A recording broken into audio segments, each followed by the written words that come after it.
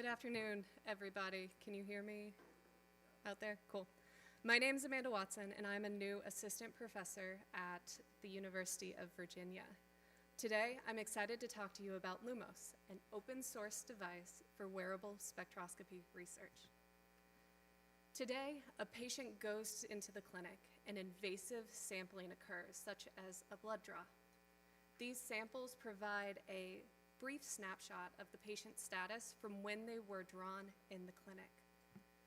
These samples are then sent out to the clinical laboratory where testing can occur.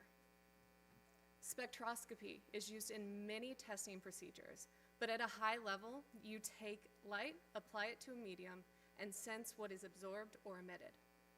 The result of these tests reveal information about the patient's status in the past, when that sample was taken at the clinic. Our goal is to remove the need for invasive sampling and the need to send those samples to the clinic. Further, we want to collect data all the time, not just when the blood draw occurs. So when starting this project, we took a look at what was considered a smaller form factor for a spectrometer. It requires many pieces, including a prism, to break down the light into its wavelength components. The size, form factor, and need for a prism here are all not suitable to a wearable. So we identified the technical challenges for our device and went about solving them. First, we look into the footprint of the device and make sure it's comfortable and functional as a wearable. Second, it must be able to adapt to dynamically changing environments as you move throughout the world. Third, the battery life must not affect the day-to-day usability. And finally, the form factor must be comfortable to promote adaptability. To start, we looked at a way to redesign the spectrometer given the components that are common in a wearable sensor. We were influenced by PPG sensors that are present in smartwatches today that take LED-PD pairs to examine small parts of the spectrum of light. Thus, we decided to take LEDs and PDs across the visible spectrum and design a device. We settled on 9 LEDs, 9 PDs, as this would limit battery consumption, fit in a small footprint, and allow us to take readings across the entire spectrum. One way to get a reading would have been to turn on all the LEDs and PDs at the same time and continuously take readings from all of our photodetectors. This would make it harder to discern biomarkers, as some molecules, for example, may take in blue light and produce green light as a result. So we'll turn on each LED one at a time, take a reading, and see the output. And this is what that looks like for a blue reading for our device. Now the full line there is from a ground truth spectrometer. So in that single light source, we get a pretty good reading given our 9 LEDs and PDs. And we're gonna jump ahead a little bit, but this is what an entire signal looks like coming off of our device. This is all the LEDs, all the PDs put into a single signal. So this is, we turn on each LED individually and read its response with each PD. It takes a little under 3 seconds for us to go through all of these, but we can speed that up with some device modifications in the future. We should be able to get sub 1 second. But when we're trying to read the spectral response of a medium, we want to start with a flat plane and only see the changes of the medium. So essentially, we tar out the baseline signal from the LEDs, but we're going to leave all the details on how we do that to our paper because it takes a while. Now let's see what the response of a medium looks like to our sensor. We tested a bunch of colored filters to discern the sensor's ability to calculate the spectral response of the medium. These filters didn't immediately give us the response we expected. For a green filter, which is what we're showing here, we expect to see a single peak pretty close to into the middle of our graph, just one. But that's not what we have here. We have 3 peaks. So we did some digging, we went back to the benchtop spectrometer, and found that the filters themselves were made of a combination of colors. So this one was a combination of blue, which is the 2 peaks on the left there for you, and yellow, which is the peak close to the middle. And our sensor correctly picked up on that. We saw that in all the colors of the filters. So we really early on thought that this didn't really work like we wanted it to. All of our filters were combinations of other colors, and then when we compared to the spectrometer and did our evaluation, we were able to sense the appropriate peaks within about 12 nanometers, which is pretty good given our spacing of LEDs and PDs. Next, we'll discuss the need to handle dynamically changing environments.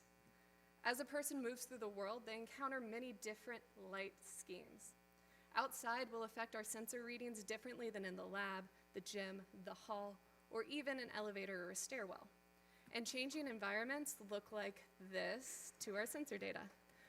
We need to be able to dynamically remove this as we move throughout the world. So we want to handle this. Our device already turns each LED on and off. We can use these periods of off to sample the environmental lighting. The on periods of our signal represent the environment and the Lumos reading. The off periods just represent the environment. So subtracting the two offs from the on gives us an environmentless reading of our sensor that adapts as we move through the world in normally sub 1 second fidelity.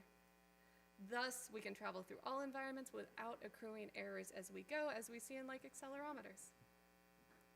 Next, we take a look at the battery life of the device. We used a 400 milliamp hour lithium ion battery in this first prototype. In the graph, we show its max battery usage if we have all the LEDs and PDs on all the time. So constantly sampling as fast as we can.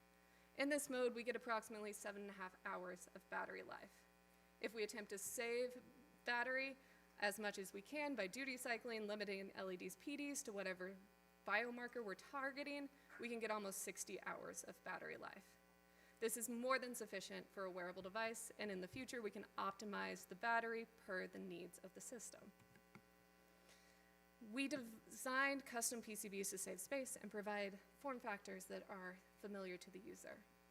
On the left, you can see our watch form factor with the components that will be added to our PCB. This form factor is made to go out in the world with the user and be worn obtrusively all day. I'm wearing one of our new ones today. They're pretty comfortable. You wear them just like a smartwatch. On the right, you see the fingertip form factor, and that's when you walk into a clinic, or if you just want to test once or twice every day. You can sit down, put the finger clip on just like your normal SpO2, and get a reading. It takes, normally we'll run the reading for like a minute, but it doesn't take much time overall. With one of our early form factors, we took 3 LEDs set near the wavelengths of light associated with glucose that we could find in the literature. These were red, green, and blue colors of light as we see at the top of the screen. From these wavelengths, we show the most correlated LED-PD pairs, but when we tried to perform additional tests, they weren't as reproducible as we would have liked. But when we took the whole spectrum that we have made possible with this device, we can see glucose happening. Now, this is results from a test that we did where a subject woke up from a fasted state, chugged a Mountain Dew, and then we watched what happened to their blood glucose, or what happened here.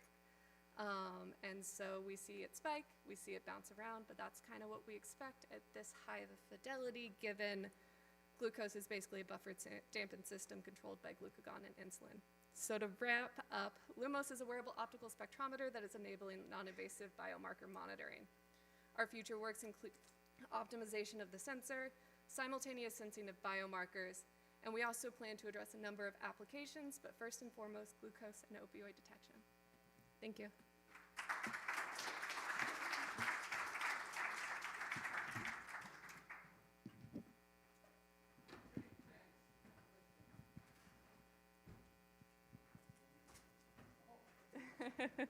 And I can also take questions afterwards.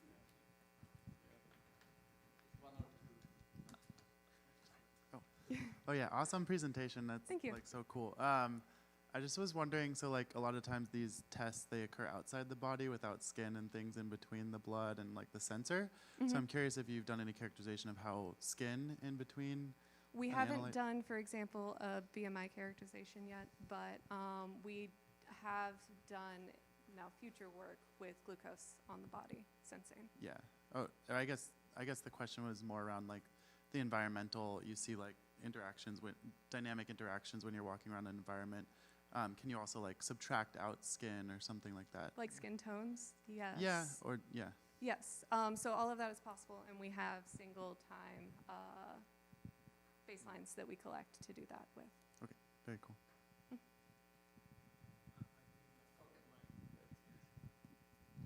And thank you very much again. And we're moving forward to